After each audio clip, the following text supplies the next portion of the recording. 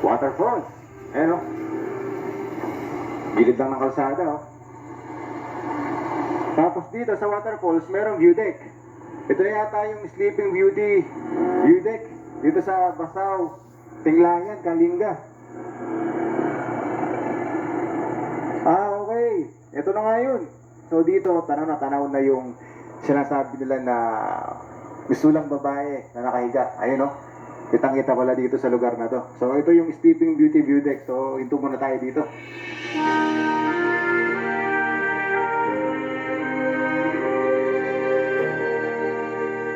At sa wakas, narating na rin natin itong Sleeping Beauty view deck dito sa Basaw, Tinglayan, Kalinga.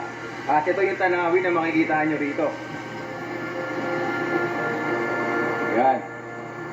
So mula dito sa lugar kung nasaan tayo, pag tinignan natin yung kabundukan dito, ay mistulangan na babae na nakahiga. Kaya po ito ay tinawag na Sleeping Beauty Mountain.